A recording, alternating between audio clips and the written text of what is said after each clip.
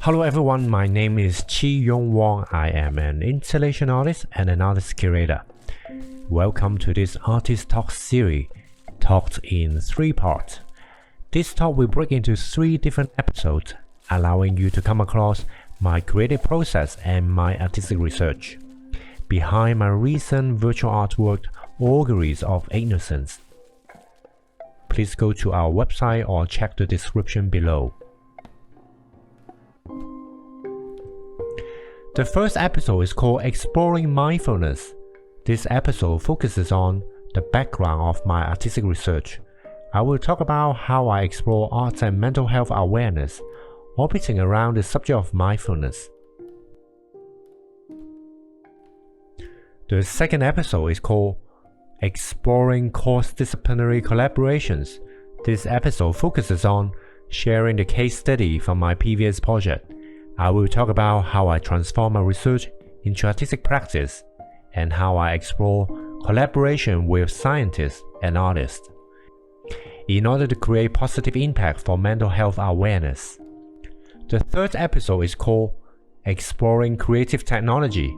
This episode focuses on sharing my latest virtual arts project, Auguries of Innocence. I will talk about how I explore coding technology with creative technologists to make an artwork which is inspired by mindfulness practice. And if you are interested in knowing how artists explore mindfulness with art and technology, you might find this example and case study useful, learning how artists transform research into artistic practice, and how artists and scientists work together to create positive impact for mental health awareness. No matter if you're a student, teacher, artist, researcher, medical professionals, or simply someone who is interested in these subjects, you can use this talk series as a case study to think, how does mindfulness help us? Or how does mindfulness help us to reflect on life and artistic creation? Before we go further, let me give you a bit more information about me. As mentioned before, I am an artist curator and an installation artist. I travel and work between Europe and Hong Kong. My educational background is visual arts, performing arts, and cultural analysis. I spend most of my time in my professional practice to create experiential installations, cross-disciplinary programs, cultural exchange programs, and educational workshops. In the past 4 years, I have been exploring mindfulness and mental health awareness. I try to combine the perspective of arts, science, and mental health, while collaborating with researchers, scientists, and psychiatrists. I continuously research, exchange, and create with them. And my goal in this exchange and collaboration is to develop cross-disciplinary projects and try to explore the possibility beyond my practice. And this process, we called it practice-based artistic research. In the past, in order to allow myself to maintain this practice-based artistic research, I have been taking different roles to try to find new ways to stretch my artistic practice.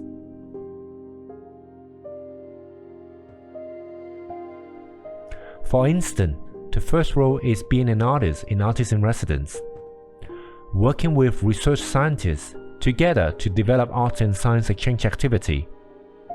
The aim is to facilitate first-hand and face-to-face exchange between artists and scientists. The second role is being an educator, going to different institutes to lead cross-disciplinary seminars and workshops. The aim is to promote art and science collaboration for education. The third role is going back, being as an artist, creating experiential installations as an artistic response to conclude my explorations. For example, my last installation is a hybrid between theater art and visual art, incorporating ideas and knowledge that I got inspired and informed by working with scientists. In the next episode, I will dive in all this activity with you guys. Next, let's have a look about what mindfulness is. Mindfulness is a psychological process that we all have. Similar to patience, it's a built-in capability in our mind. It is the ability to pay attention to the present moment and to observe calmly our own thoughts, feelings, and the changes in our body. By practicing mindfulness, we can gain better awareness on our own experience so that we can understand how our emotions come and go. The following is a short video to give you a different angle to learn about mindfulness.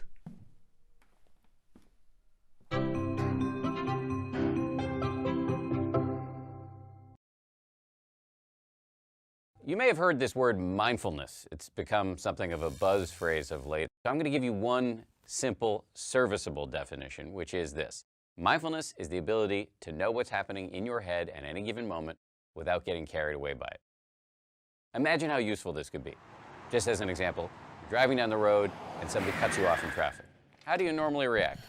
I think most of us, we normally react by having a thought, which is, I'm pissed. And then what happens next? You immediately, habitually, reflexively inhabit that thought. You actually become pissed. There's no buffer between the stimulus and your reaction. With just a little bit of mindfulness, in that same situation, you might notice my chest is buzzing, my ears are turning red, I'm having a starburst of self-righteous thoughts, I'm getting angry. But you don't necessarily have to act on it and chase that person down the road, screaming at them with your kids in the back of the car thinking you've gone nuts. Now, you might be thinking, don't I need to get angry sometimes? Aren't I justified? I would say yes, but probably not as much as you think.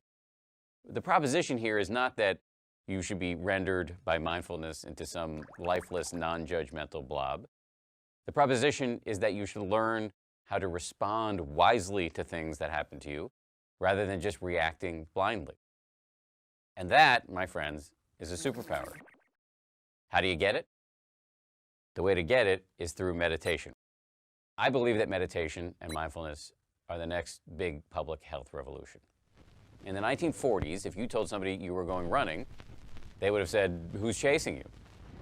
But then what happened next? The scientists swooped in, they showed that physical exercise is really good for you, and now all of us do it, and if we don't, we feel guilty about it.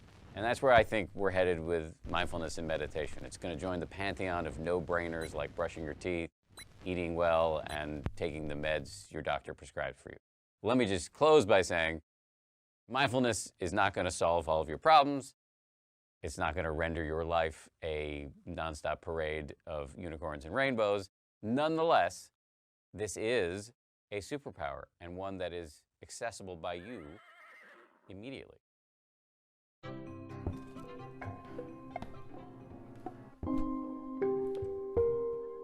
It all began when I started to reflect and question about my artistic practice and my interest in mental health.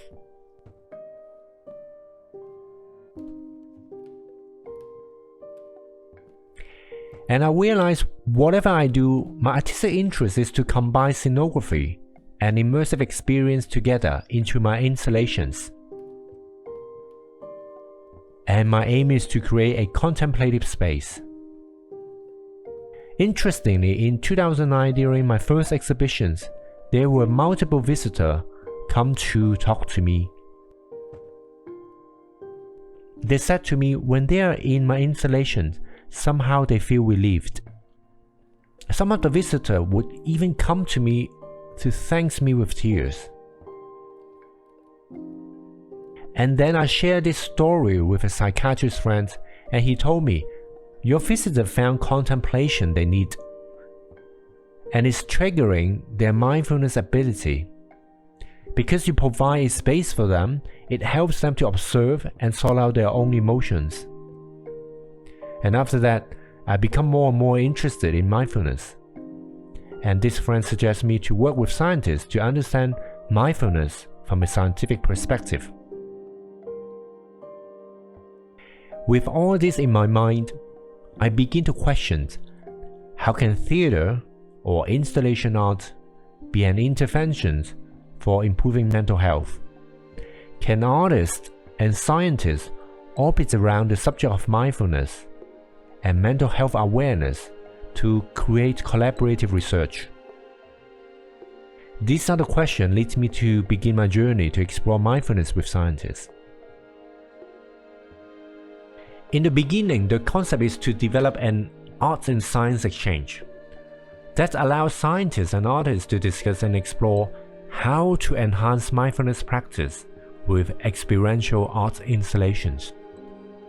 It leads us to the following up questions, asking why and how.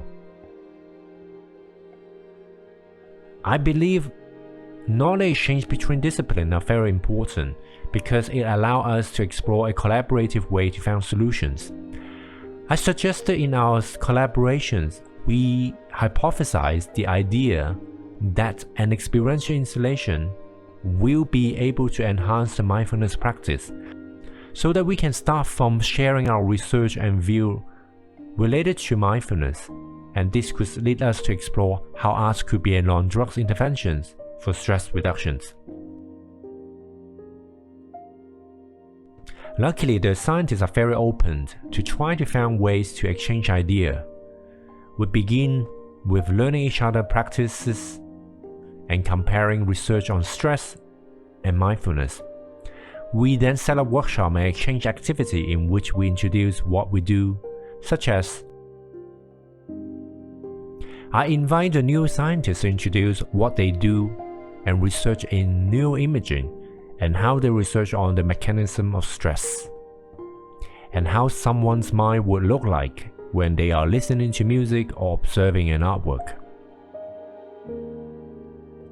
And I also invite psychiatrists to introduce how they apply mindfulness training as one of the cognitive therapies, and what do they think about experiencing art with mindfulness could help reducing stress.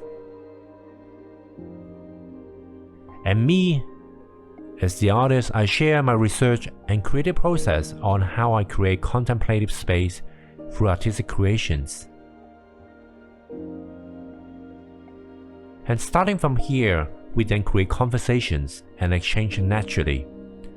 I told them at the end I could reflect the experience and convey into my creative process, and trying to come up with a more holistic approach to create experiential installations, and looking for a new paradigm of making and creating. And I hope they could also get inspired by my artistic approach.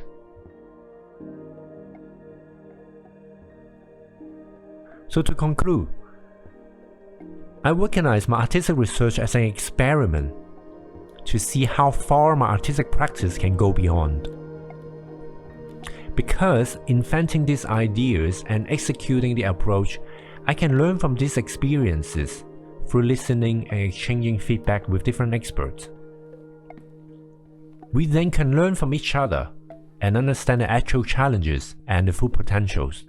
How artistic creation could be an assistant to enhance mindfulness practice or stress reductions. We have arrived at the end of the first episode. You can spend few minutes to think about how does mindfulness help us? Or how does mindfulness help us to reflect on our life and artistic creations? And I hope you can check out what mindfulness is and what mindfulness can help you. In the next episode, exploring cross-disciplinary collaborations, I will dive into sharing how I transform my research into artistic practice and how I explore collaboration with scientists and artists. Thank you for watching. See you next time.